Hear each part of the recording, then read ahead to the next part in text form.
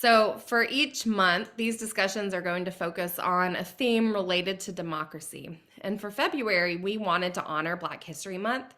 So, we decided to use this time to talk about the importance of preserving and telling local histories. For today's format, we're going to hear from Dr. Mathews on the topic, and then I'm going to turn it over to my colleague, Justin Lutz. He is our creative director, and he is going to facilitate a conversation with our guest speaker, Dr. Kathy King. And Dr. Kathy King is a co-founder of the Montevallo Legacy Project, which protects, preserves, interprets, and educates about the history and the culture of underrepresented communities in Montevallo. So I am excited. After we hear from Justin and Dr. King, we will then open the floor up to all of you because I'm sure at that point you will have questions and want to engage in this conversation. Overall, my hope for these exchanges is to spur some inventiveness, to allow for a space for us to think about old problems in new ways. And I see these exchanges more as a workshop or an incubator for innovation. And most importantly, while it's very tempting for us to focus on the pretty and the good, it's important to keep in mind that these conversations are not a beauty pageant, but instead a chance to look at the problems facing democracy while highlighting those who are working to strengthen our country and democracy. So that's enough from me at this time. I'd love to turn it over to Dr. Mathews, and please continue as you're joining us to share in the chat who you are, where you're joining us from, and we're just so happy to have you here. Dr. Mathews? Yes, I don't think I have to prove that the country and the world are experiencing problems that they haven't had in recent history. We've got a war going on. There are mass murderers terrorizing shopping centers and schools. And there's divisiveness everywhere. We know a lot more about how we're different than we know about what we have in common. There are people who are trying to remedy this, but sad to say, most of the remedies aren't working. And some of them are even making the problems worse. So what we need now around the world is we need to reawaken our inventive sides. And in Alabama, that's George Washington Carver, who took a lowly peanut and made an agricultural revolution out of it. In Ohio, it was Orville and Wilbur Wright who took bicycle parts and made a machine heavier than air that would fly. So America has a great tradition of inventiveness, and sometimes it follows periods of real chaos. So these applied democracy conversations for me are efforts to combine scholars and practitioners in a way that stimulates new and fresh thinking about old problems. I learned the other day that the only other program like this is at Stanford University in California, and they use our same language about combining practice with academics. But if you look at their faculty and board, they're all academics. So you don't get that chemistry. Academics are very good at getting at the sources of problems. So you're not spending your time dealing with symptoms, trying to push the red dots of measles down. On the other hand, they don't necessarily understand what the everyday lived experience of other people is and how their ideas would apply. So bringing the two together creates a chemistry that oftentimes has allowed people to see old problems in new ways. And right now in the country, there's a good argument to be made that we need more of this. And to me, these experiences are really experiments in applied democracy to see if we can recreate the chemistry and, more important, create a place where this can occur. This is not a one-time conference topic. This is something that you build into your work.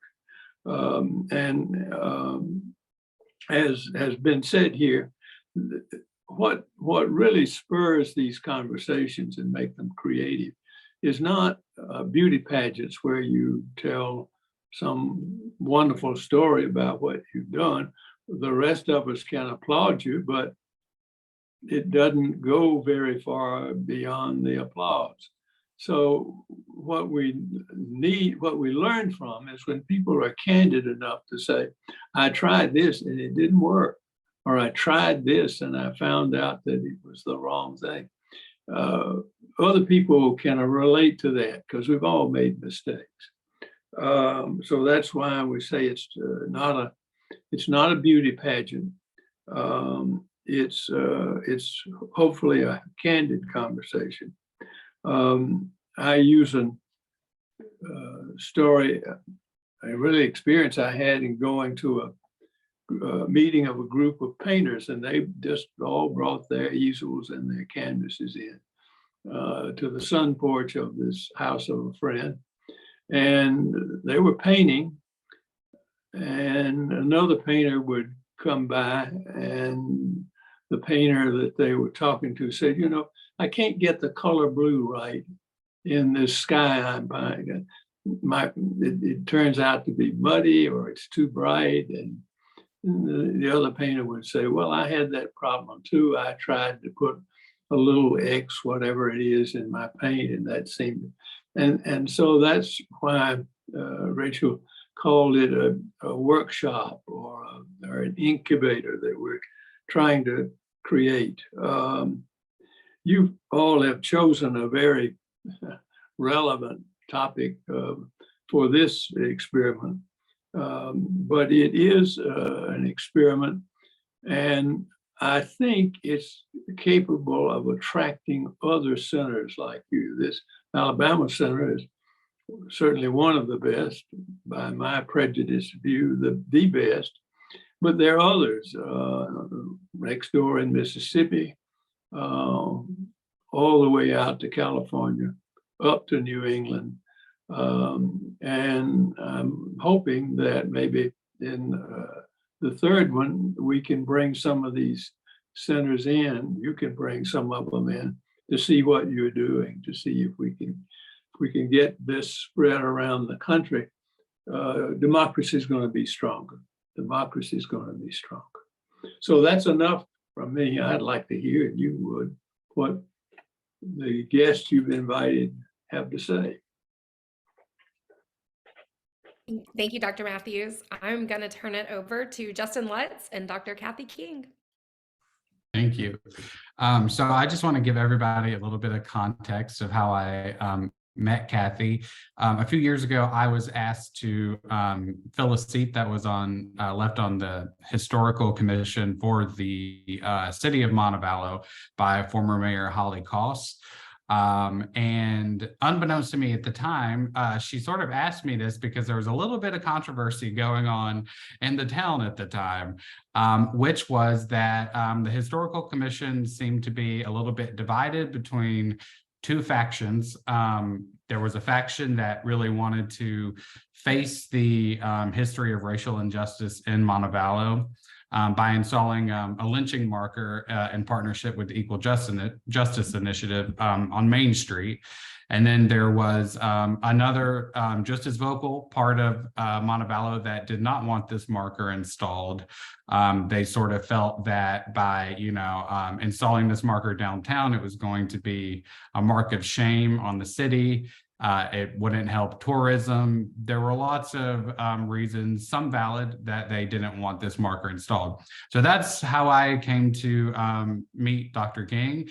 And we've sort of been working together ever since to, work both formally on the Historical Commission, which neither of us are on anymore, and more recently, informally, as part of the Montevallo Legacy Project, which was founded by Kathy and Anika, who were both former members of the Historical Commission. So I'm going to let Dr. King, Kathy, I'm going to let you talk a little bit about the Montevallo Legacy Project, how it came to be, and what the purpose of the organization is. Sure. Thank you for having me, and hello to everyone. And I have a special hello to Laura Anderson. Hey there. Okay, so yeah, well, I was one of the members of a citizens group that was working hard to bring the controversial EJI lynching marker to Montevallo. And we had at the time a very progressive mayor. And I'm wondering, raise your hand if you've been to Montgomery to visit the National Memorial of Peace and Justice. So many of you all know what a powerful and, in my experience, life-changing experience it is to go through the museum there, to go through the memorial, the lynching memorial. So I did that, and I learned almost accidentally that there had been a lynching in Montevallo. Wasn't talked about in our town. It wasn't unknown, but it wasn't the sort of thing that anyone called attention to. And 50% of the people that I talked to about the lynching memorial said, or about the lynching in Montevallo said, I had no idea. And I'm talking about Black and white, no idea that this happened here. So I came back from Montgomery, inspired, in fact, hair on fire. I knew that we needed to have this marker up in Montevallo. And I also knew that research would be needed to establish exactly what happened and to create the narrative for the marker. By training, I'm a literary historian, and I'm a literary retired now, I'm very happy to report, and a literary historian who specialized in the lives and writings of 18th century British women. When I started my research, virtually nothing was known about them. Women's literature started with Jane Austen, and I was interested in the several centuries before Jane Austen. So by practice and training, I was somebody who went for the hidden stories, the suppressed narratives, the unknown, the untold. And so I found it pretty natural to begin trying to research the lynching that occurred in Montevallo, and made myself and got enough information that it was time to present to the city a proposal that the city install this marker on Main Street, very close to the site of the lynching. Well, now we get back to where Justin got me started. Sorry, it took me a while to loop around here. I was told by the mayor that we would need to get approval from the Historical Commission before we could move forward. So three of us, there were two others, Paul Mahaffey and Sierra Turner, who were working together on researching and creating interest in and support for this marker. We went and spoke at a meeting of the Historical Commission, and I am not exaggerating when I say that the two men who were lynched in 1889 on Main Street in Montevallo got re-lynched that night. There was vocal, strong, bitter opposition from not everyone, but from some members of the commission who thought that we were attempting to honor criminals. And they accepted at face value the accounts that had appeared in white newspapers at the time for white readership, that these men were criminals, monsters, and needed to be, the city needed to be cleared of them. And the three of us were actually shocked by this experience. I should amend that. I was shocked by what we encountered at this meeting. When it was over, the three of us went out in the parking lot for a debriefing and to hug each other and to try to get our spirits and strength back together. And I said, you all, that was devastating. And I should add that the other two people I was working with are Black. And one of them, Sierra, said, no, no, that's pretty much what I expected. Oh. So it took me a while really to recover from what I had learned about my small town, that it was far less progressive than I thought it was, because I had lived in the bubble of the university. And it was a safe place to talk about almost anything, so long as what you were talking about was progressive, right? So this is all going to lead to the formation of the Legacy Project. We ultimately got a stronger, more favorable to the Marker Commission, and it involved a lot of drama. There were people that resigned in protest. There were people who were removed from the commission. I think it was at this point, Justin, that you were brought in to the commission. The mayor wanted a progressive voice, and you were one of the ones that she brought in. Correct? Yeah, that's right. There seemed to be a bit of a deadlock there. And I do want to mention too that we did, there was a good amount of, public feedback and community engagement around this too, because we knew that, it's not something that will just be done by the historical commission and foisted upon everyone else. We wanted to get, the opinions of others that weren't exactly on the same side of us. And so that was something that was important to us as well. And I wanted to ask Kathy, how did you go about finding the information research-wise? So for those who don't know, these two men were accused of a crime, right? And then basically all due process was foregone, and they were basically, lynched in downtown Montevallo near Main Street.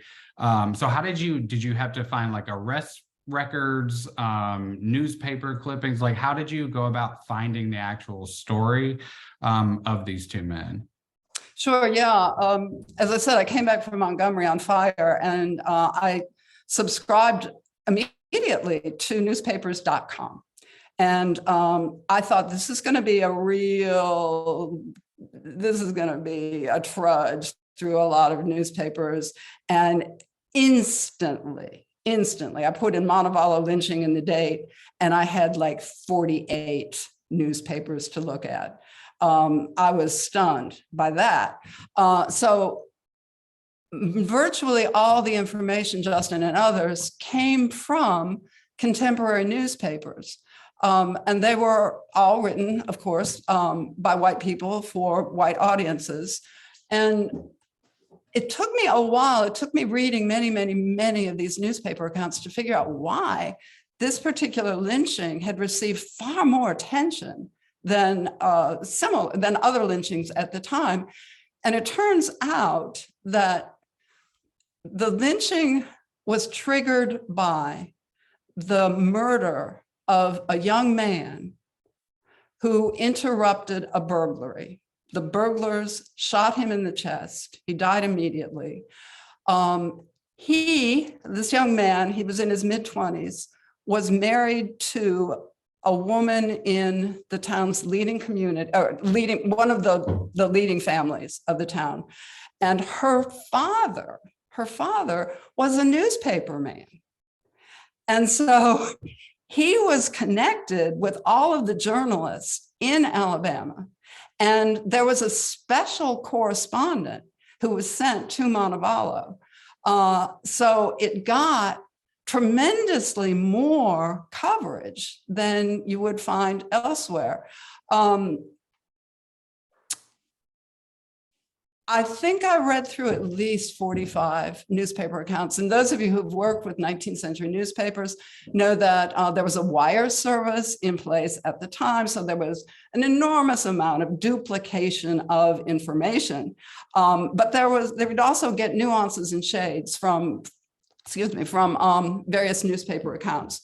And so I was able to put together a narrative of the lynching. And briefly, what happened was the young man died on a Friday night.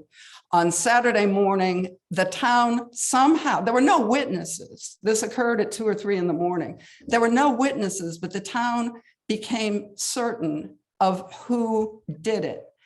There was never any explanation of how they came upon this certainty, except that one of the men had been seen with a Winchester rifle near the store the day before. And that seemed to be evidence enough that they needed to go after them. The white citizens, the white male citizens of Montevallo headed out into the countryside that next day and brought back in the afternoon 2 black men that they suspected. And the thing is I probably don't need to tell you all, when a white boy dies in 1889, somebody's got to pay.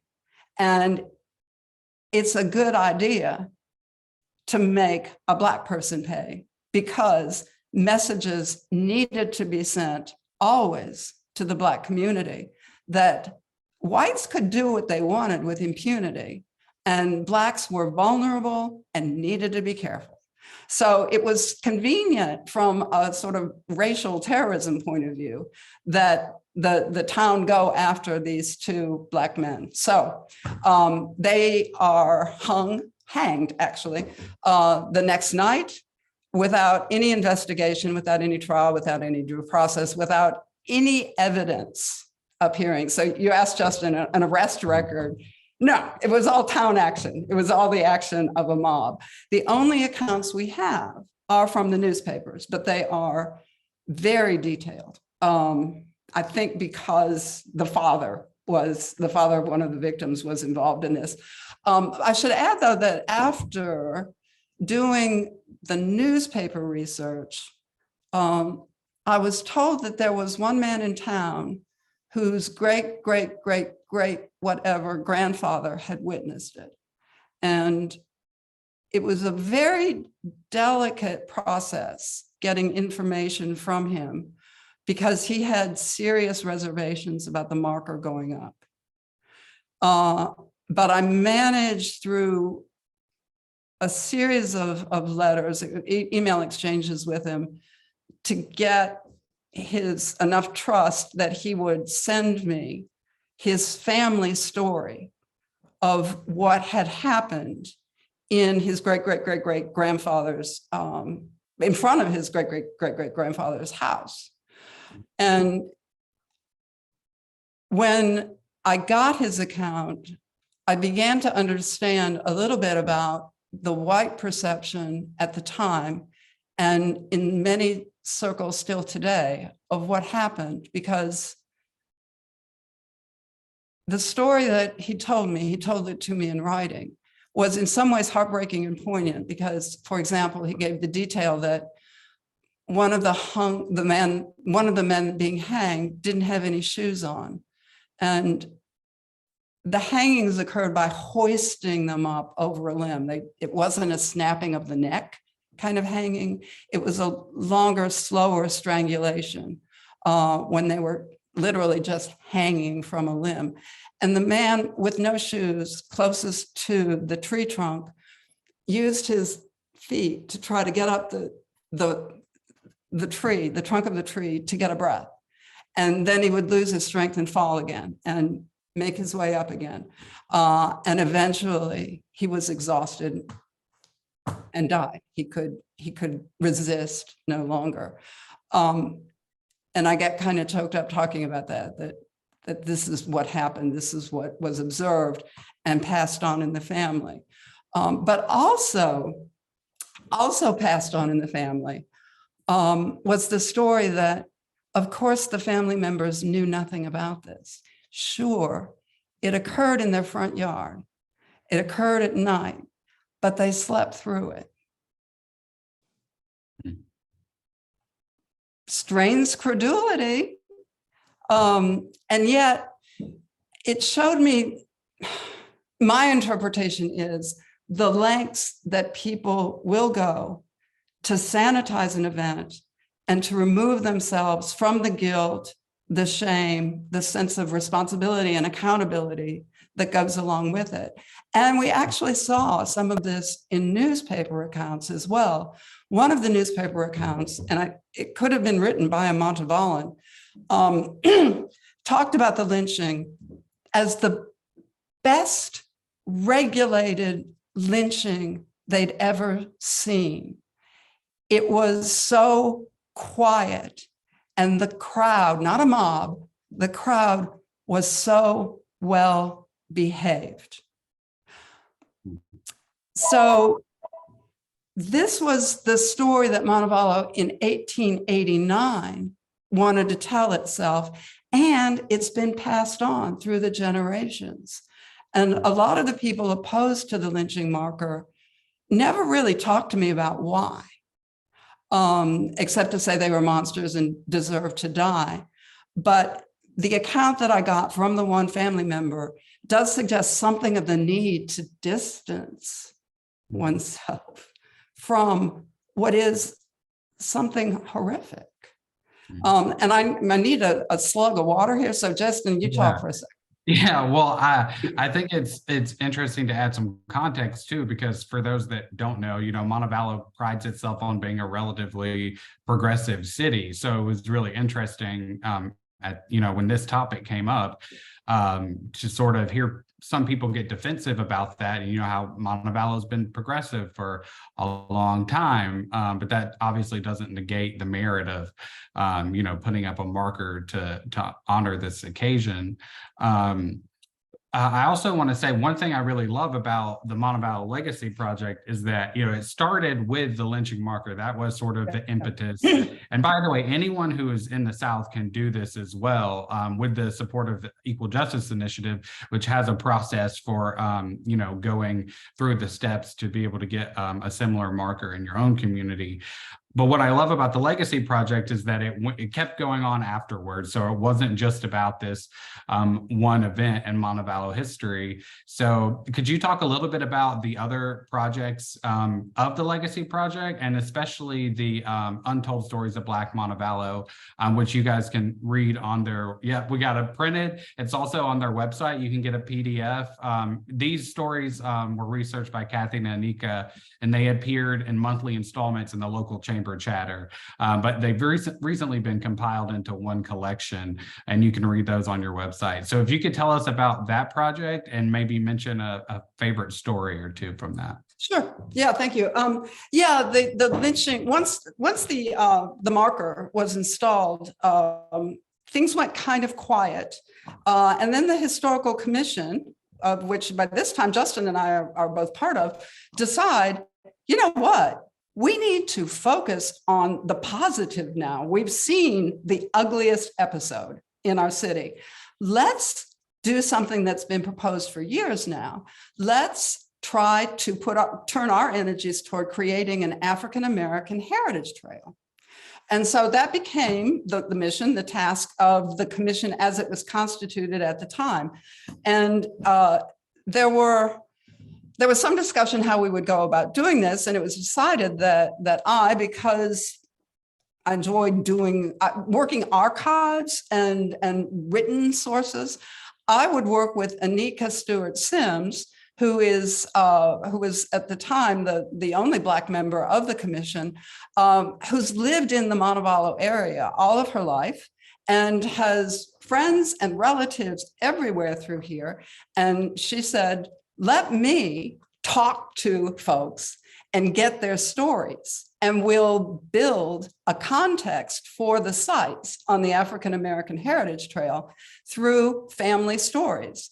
And I said, and I will go to the archives and see what I can find. And between her tapping of oral sources, my tapping of written sources, we would begin to weave together the stories that would create some sort of interpretive context for the sites that would appear on a heritage trail. And as y'all know, when you go to a heritage trail, frequently what you find are plaques, and all the information is compressed in a fairly dry way into a fairly limited space. And what we wanted to do was to try to humanize the African-American past. And that doesn't usually happen through a marker. And so we knew that we had to have the markers. We had to have a trail, a heritage trail with markers that would give the basic information that would add gravity to the space and to say, this is visible. This is our past. And I mean our past. Our city's past includes African-American history, which is now largely invisible. So where was I going with this? Hold on for a second here. Timepiece. Say again? You're going to talk about the Aldridge Timepiece story, which is one of my favorites. Right. Okay. So we are together through oral and written sources, researching in order to create stories that can be told in digital space. And that's how the Montevallo Legacy Project really began. We wanted to do more than would be possible just through plaques. And we thought if we have digital space, we can tell fuller stories with pictures, and it would be a kind of complement to the Montevallo African-American Heritage Trail.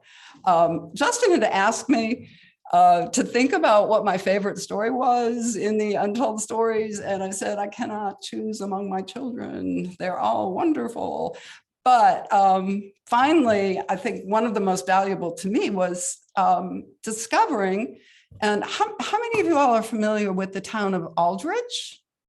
Does that name mean anything to you? Laura, it does to you. You were here in Montevallo. Aldridge is about 2 miles away from Montevallo.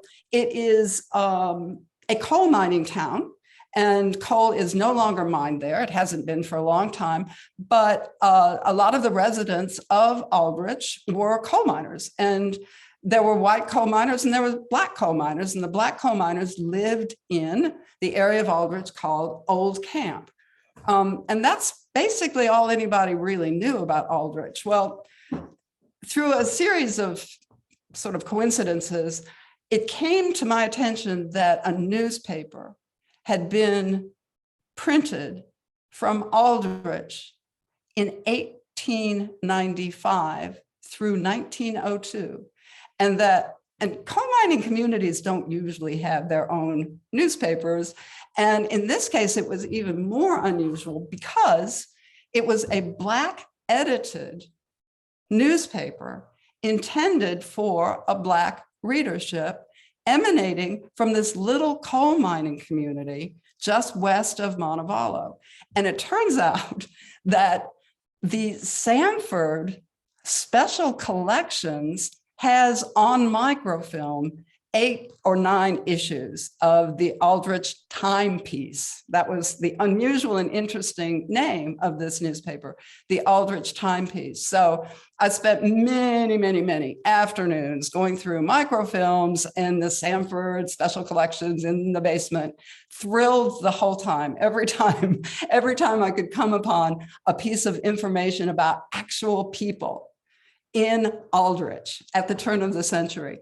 I was thrilled, and I would text Anika, oh my God, you're not gonna believe what I just found. Joseph Prentice actually opened a general merchandise store. Can you believe it?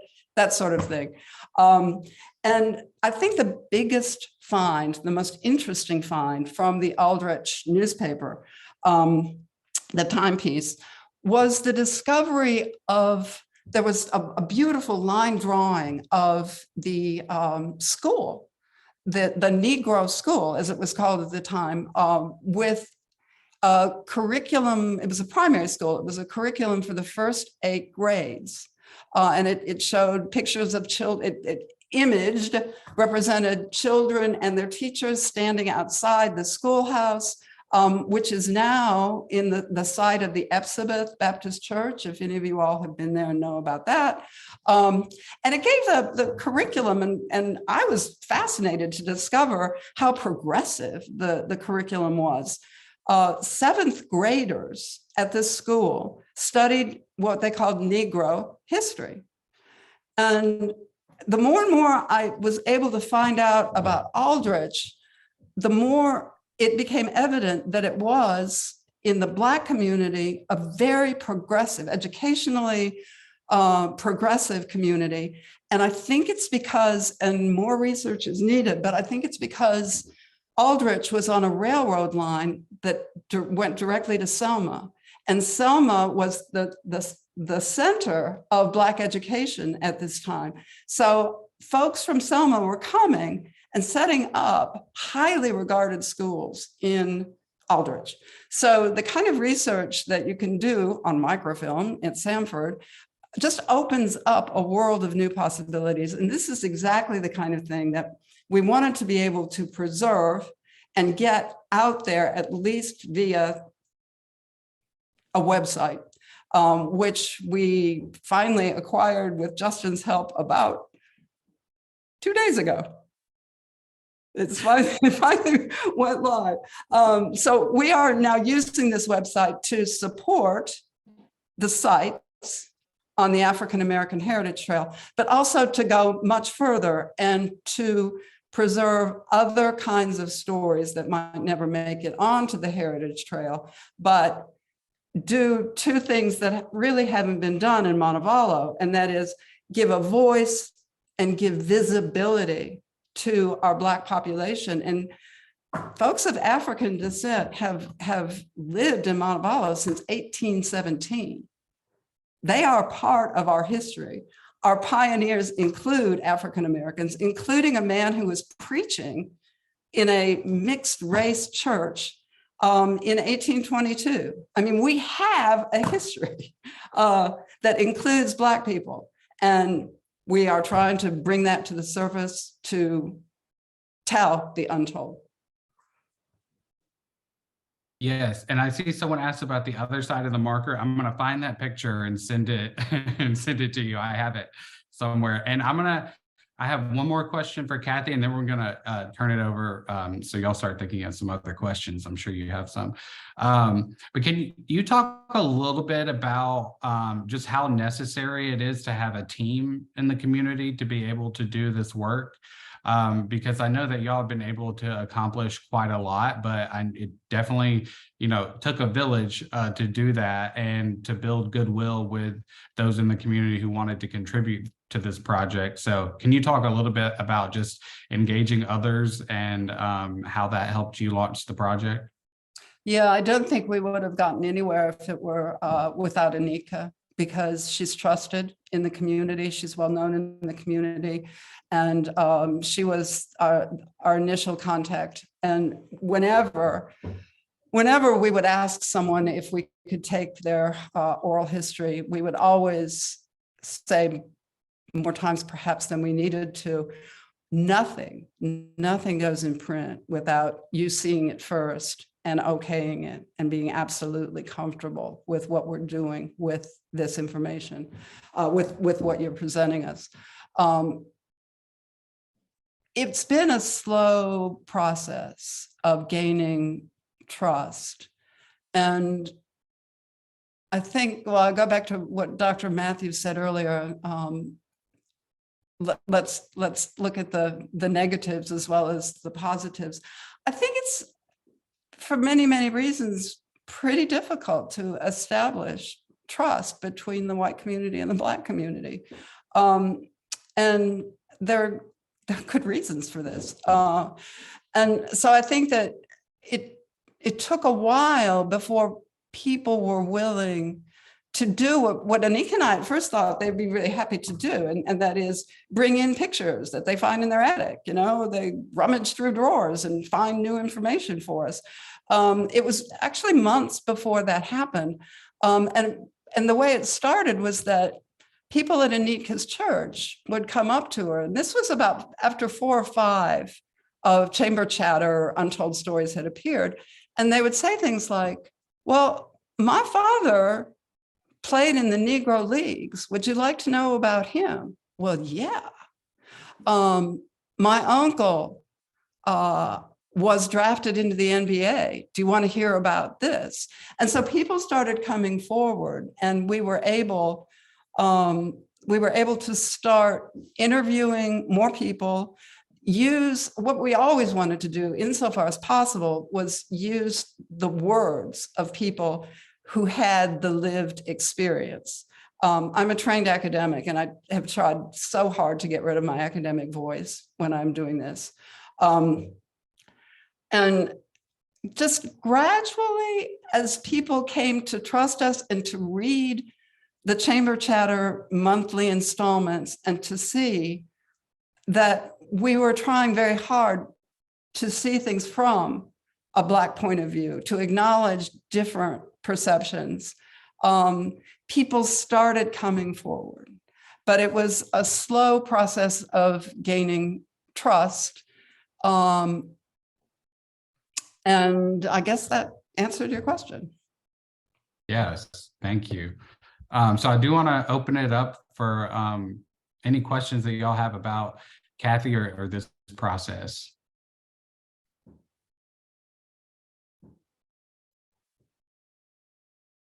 Yep, go ahead. Elliot? I don't know if my mute. I love the story of the integrated church from the 19th century. And I'm wondering if you could find historic examples of allies, sort of. So if you were allies in the present day of the African American community at that early date, I mean, there were rebellious counties that refused to participate in the War of Northern Aggression. But I wondered if you could find historic analogies that would also be part of the community history of the African American community. They could sort of recall this person from the integrated church or something that had worked together. Boy, that would be nice. This church, it was how many generations ago? 1820s. Wilson Fallon, I don't know if that name is familiar to you all, but he's written a pretty authoritative treatment of the Black Baptist Church in Alabama, and he does give time in that book to allies, but we haven't through everything we know about this church comes from the church minutes, which are also on microfilm, and we don't. It's so hard to know how to interpret what you find when it's in such a sketchy form. We know that Edmund King, who was famous here he's well known here in Montevallo for being a very wealthy and influential man. He was also a large slaveholder, and he seemed to promote his servants, as the language was in the minutes, in the church. It was he who apparently encouraged their preaching. Was he an ally? How do we think about that? I don't know. But I think it's a fascinating question. And one of the reasons that we've moved a little bit away from the African American Heritage Trail concept to Legacy Project is that we're trying to be as inclusive as possible with this, to find stories that do reach across color and race. Thank you.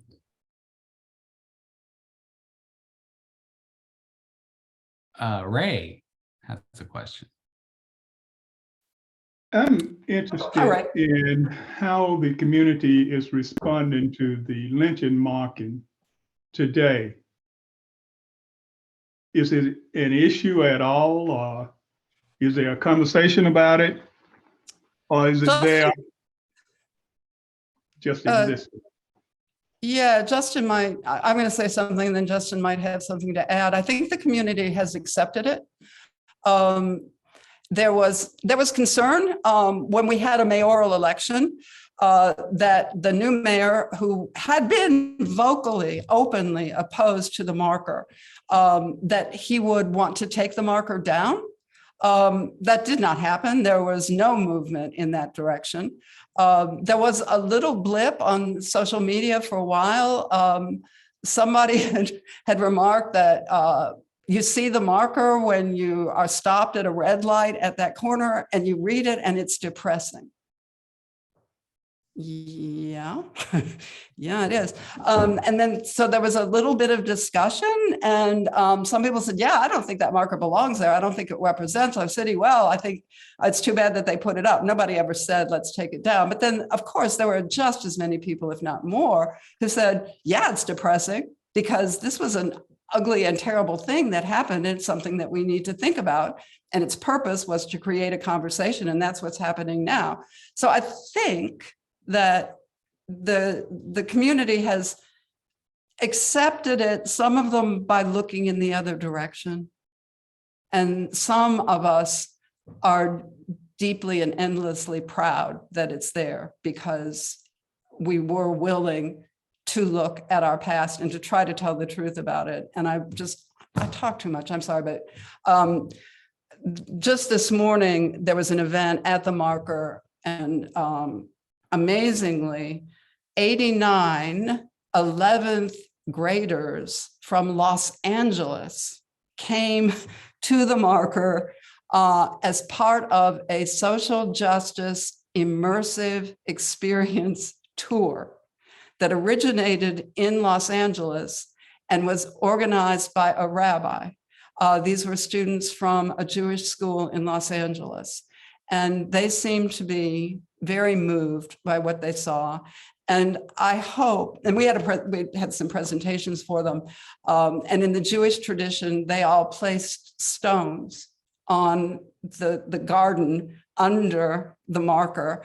And then we also had flowers and people could bring flowers to it. So it became a participation in honoring the humanity of the men unknown, their names still and will never be known, who are buried there. And it was followed by a reading from the Jewish prayer by a gravesite. And it was quite moving. And I'm hoping, Ray, that there'll be more of this sort of thing happening in Montevallo. But my sense is, yeah, okay, it's part of us. We don't really like it, but it's there. Or, wow, look what we've done. Justin, what would be your take on it? I think, well, you know, the public doesn't like to read things in general, usually. I think the fact that the marker itself is actually beautiful and just so well done, and the fact that it has a really nice garden around it, I think that just sort of takes the sting out of some people.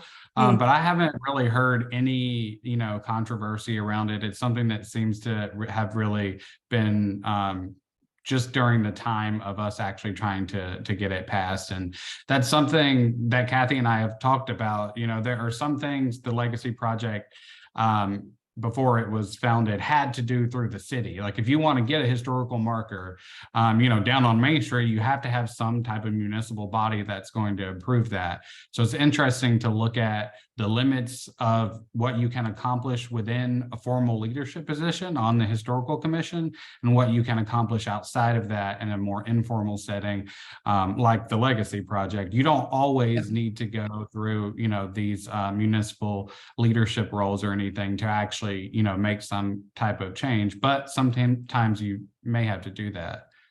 Elliot?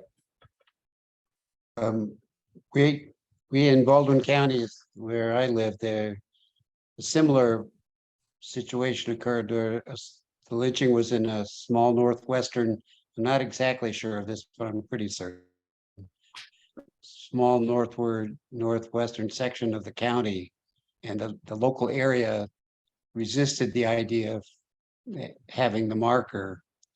But the result of the effort of good number of good people, especially seemed like the Episcopal Church took a leadership role.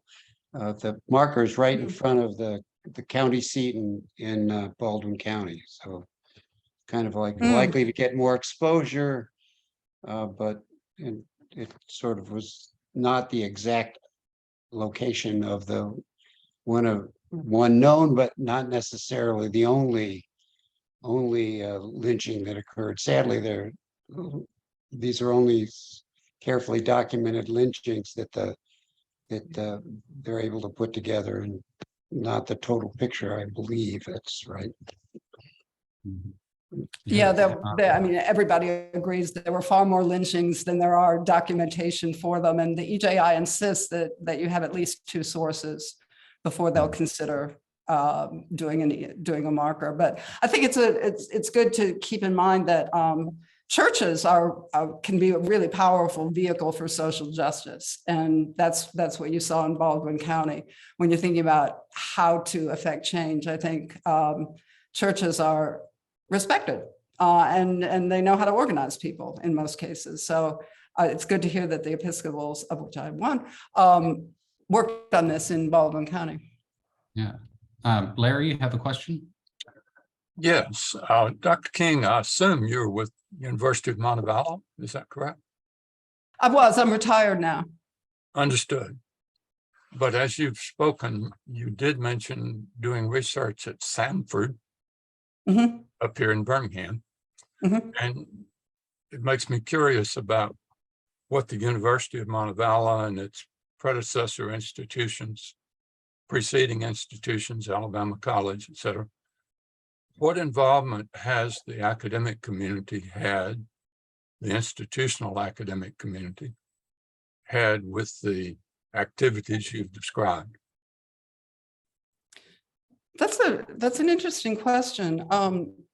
The president of the university is 100% behind what's going on. He was behind the marker. He appeared at the city council meeting when it was discussed, and he called it, I believe, a noble endeavor and really wanted to see it happen. The thing that's interesting about the university is that it has in King House, and you sound like you're familiar with the area, it has in King House one of the few, and somebody could probably correct me on this, but it seems like one of the few restored to its original condition plantation houses in Shelby County. And there's virtually no one on campus who thinks of King House as what it was, the big house of a plantation and the center of the lives of the enslaved community. And it's just in the last couple of years that people have started talking about this at Montevallo. And there's a discussion of the possibility of converting King House. I hope it's not a pie in the sky sort of thing. Converting King House into a center for the study of antebellum African-American life in Shelby County or in Alabama, and study of enslavement and trying to reconstruct the history of persons of African descent on our campus. We have a peace and justice program, which you may or may not know anything about. It's fairly recent, but this last fall, the students in that class were challenged to reinterpret King House in light of what we're learning about in the enslavement that occurred at King House. And we challenged them to think of coming up with a narrative that could be used by the admissions counselors when they took tours through campus. And now, that when prospective students come on campus, they're told at King House that this is the first masonry structure in Shelby County, and it has the earliest windows in Shelby County. And Edmund King was a very, very rich man, very benevolent, and he donated land for our campus. And his family cemetery is right over here if you want to see it. And people are saying, is something left out of this story? Maybe we should start honoring the people who worked here and who helped create the wealth for Edmund King.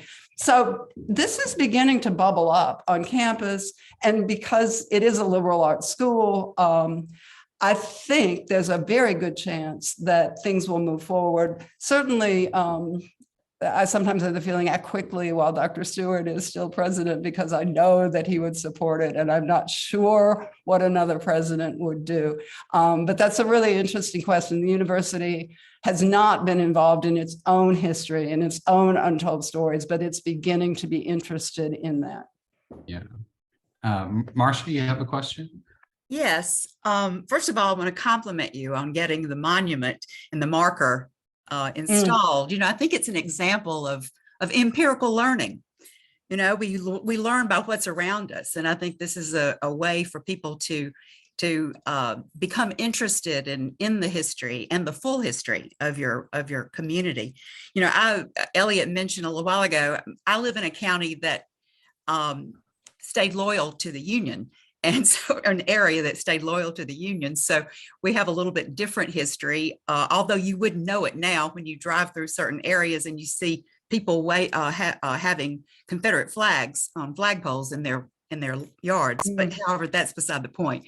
My question is regarding how has the local K through 12 schools have they opened their arms to the legacy project that you have done remarkably well in adapting some of the research that you've done in teaching history and making history alive by learning about local history? I think teachers are really scared today. I don't know of much that's going on. Nobody's reached out to us. And it's a little bit sad to report, but I will, because we're enjoying to be honest here and sort of full in our testimony to what's going on. One part of the process of installing a marker in any community is what the EJA calls its essay competition. And we did our best to interest all of the schools in Shelby County to participate in this essay competition. And the EJI presents students with a topic that they want them to write an essay on, and very, because it's the EJI, very elaborate instructions on how to do this essay. And we could not get good essays. We got a few very limp efforts. So we said, okay, deadline extended. Let's go out. Let's actually talk to the teachers and let's see if they can incorporate things into their classes. And we got a second set of essays, and they were not strong. And I think it was students from Oak Mountain that took the prizes. We did not, I'm not sure that I don't think we got a single applicant from the Montevallo High School. And I'm not, high school teachers seem inordinately the demands, the burdens placed on high school teachers seems to me from the outside almost unworkable. And I'm not sure that they can work new things like this into their classroom without a lot of lead time. I mean, like a year lead time, perhaps. And certainly in the discussions of critical race theory that are going on now, I don't think they'd go near it, because people are just afraid of the consequences.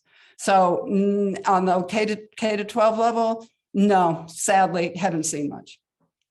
Yeah, and I can second that and just say we've seen a reluctance, across the board with high schoolers, high school teachers and middle school teachers to engage in sort of anything that has to do with Alabama history that's critical. Even our, Reconstruction issue guide or women's suffrage issue guide, there seems to be a real chilling of wanting to talk about those in schools, which is kind of sad, especially because with Dr. King, a lot of the research you did was literally about Montevallo High School and about Montevallo Middle School. So it's like, at least you would want to know about like Miss Belial, who, you know, taught there in the 60s or what have you. But it's interesting that I think that a lot of that has been silenced, which is sad. Elliot? I'm sorry, Marsh. No, go ahead. I've been sort of worried about our progress, but happily we were able to get some essays, so that was better. Oh, good. And I think it's kind of exciting to have the Clotilda program going on here, but I went to my second visit to Monticello, I guess, and the first time I went, we had some nice historians in our school documenting Sally Hemings. And at that time, they refused to even speak about Sally Hemings. And this time they have From Slavery to Freedom, a beautiful 4-hour program walking around the grounds, the conclusion of which might have been something like, well, Thomas Jefferson wanted to provide care and take care of his enslaved people, even the only freed people he was related to. And it's kind of funny because there were 300 people taking care of him that he thought he would be taking care of his slaves. So there's progress. Monticello's got There better. is, and yeah. Some of have any of y'all been to either the Whitney plantation outside New Orleans or the recently revamped Oak Alley plantation? The Whitney is places the lives of the enslaved people there at the center of the experience. And it's really, really worth going to. And it was the first place that did it. Oak Alley is a very traditional plantation. In fact, I think it was the one that was used in Hush Hush Sweet Charlotte. Do y'all remember that? No, that's okay. But I went to Oak Alley fairly recently because I was told that they had rethought it, and they have. They've reconstructed the slave quarters. They provide you with interpretive guides who help you understand what was going on there. I discovered there was a whole room that was, or a whole little house that was a hospital for enslaved people. And they're really trying to give the full picture there. So yeah, I have to agree with you. Things are happening. Interesting and exciting things are happening with reinterpreting the past. And I'm hoping something like that happens with King House, that it will be reframed, that there'll be new ways of thinking about what's going on there on the University of Montevallo campus. Yeah, and also just to add to that, that's something we noticed a couple of weeks ago when we were on our intern retreat is, we went to the archives down in Montgomery, and they have a lot of the exhibits are closed right now because they're repatriating so many of those artifacts to Native American tribes that were stolen. So that's definitely something that we see happening across the country as well. Other questions?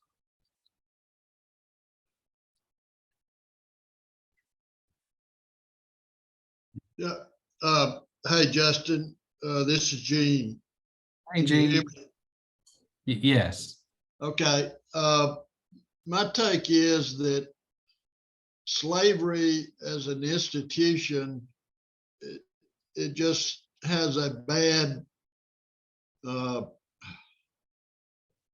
description, or it can't be told, or it's hard to tell it in a positive manner.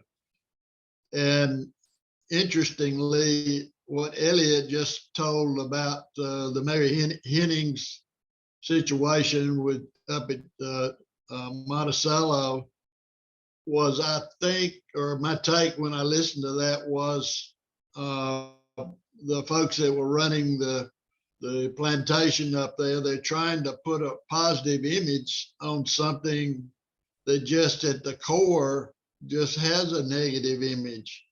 And all of the things that going even back to the markers that Kathy discussed, in my mind is we're struggling to try to figure out how to tell something that just has a real negative, even the word, anybody that speaks the word out loud, you have an automatic negative view of that. And I mean, and then not just what was going on in the United States, but if you take that all back through history, you know, I mean, humans have just been practicing the slavery thing, which is basically an oppression of people who couldn't defend themselves or take care of themselves. And America adopted that for agricultural reasons or for economic reasons. And the white folks that had the slaves, they benefited off of it. And what I want to say, or what I would like to feel about us moving forward, is whatever we figure out in the future, are we moving, the question in my mind, are we moving toward making the relationship better for the future?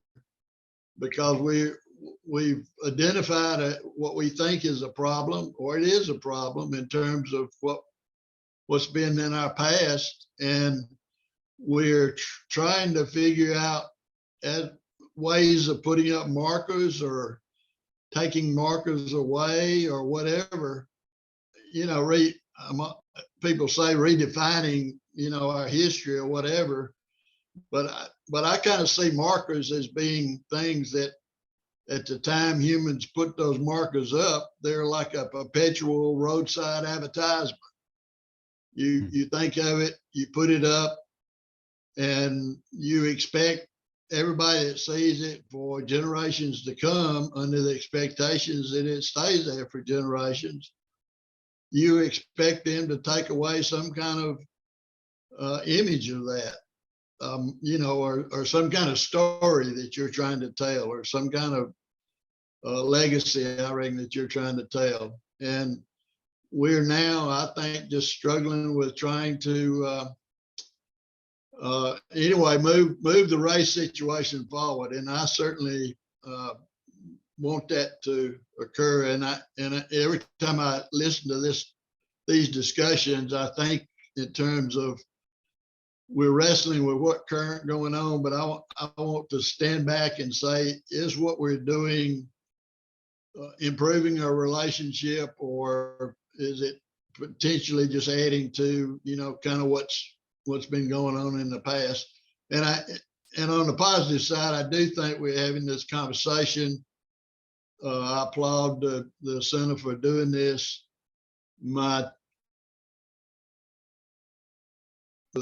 The African-American gentleman, oh, there you are, Ray. Every time I go to these meetings or attend them, I shake my head a little bit and count the white folks that are there and the African Americans that are there. And I wish I could see more African Americans participating. And so that to me, hopefully, will be a downstream goal. That's all I got to say. Well, yeah, I think, Gene, you hit it, sort of the tension that was at the heart of the conflict of installing the historical marker, which is, you know, is this a scab that we want to scratch, kind of thing? And that's what we heard from a lot of the community, and whether, you know, it was worth it, sort of in the end. And of course, every marker is only temporary, so who knows how long, you know, that story will be up or will be told. But and from my point of view and my experience with it, I think that even if the marker was gone tomorrow, that the process of getting it installed itself was what meant the most, because we were able to engage people around, you know, in the community around those questions. And so I kind of feel like the journey was the destination in a lot of ways for that. And it opened up a larger conversation. So I appreciate you mentioning that. We have a couple minutes left. Do we have any other questions or comments? Perhaps Dr. Mathews, do you have any comments you would like to share with us? Yeah, a couple. First of all, I am so pleased to see former students and former colleagues attending this meeting. Perhaps that's an indication that you have forgiven me for my courses and other things, but it's just wonderful for me. What I'm thinking about now for applied democracy is that it is very helpful to have a story that is told in the way this marker story was told. But toward the end, notice that people began to say, what's this about now? What's happening to us now? What's the future? And I would really, for my own research, like to get a better sense of the questions that take you from the story to now and the future. And I don't know what those questions are. I'm going to reread the text of this. What are the questions that allow people to get at what is really the problem? For example, there was just a little bit said about trust. It fits very much with what's going forward. So the lack of trust and the problems in race relations now are really maybe the whole focus of this. How do you frame the issue after the story is told in such a way as you get at the real problem? And this one is a classic case of poor relations. Hardly describes slavery, but it's an extreme case of divisiveness, and trying to understand how we now deal with this extreme divisiveness we have in society. What allows us to frame the issue in a way that we can think about it. But this was a rich meeting, and it will add considerably to what we have to think about and can think about when we're reflecting on the three of these. Two of them we've had now. They were very different. So it's a rich body of material that we'll have to look at. And I'm very grateful to the center in Montevallo for being the first in the country to step out in this direction. I think it has implications for all of the centers. And it's, I think, ready-made for what John McKnight called the people who live with one foot in the world of ideas and the other foot in the world of practice. That, as I said earlier, bringing those two forces together creates a chemistry that's very, very potent. So thank you. Thank you, Dr. Mathews. And thank you, Dr. King, for joining us today and sharing about the Montevallo Legacy Project. And thank you, Justin, for jumping in and facilitating these questions, because I know how passionate you are about this topic. So I was happy to have you join the conversation and lead us today. And thank you all for joining us, and thank you for your questions and your engagement. I think it was a fruitful and a productive conversation, and I'm grateful that while it was wonderful to highlight the work that you've done, Dr. King, it was also where we learned from you sharing about your honest challenges that you faced. And we really appreciate you sharing that with us. So I think that does it for today. We'll be holding another one of these next month on the third Thursday. That'll be March 16th, and we will be honoring Women's History Month. So look forward to having you all back.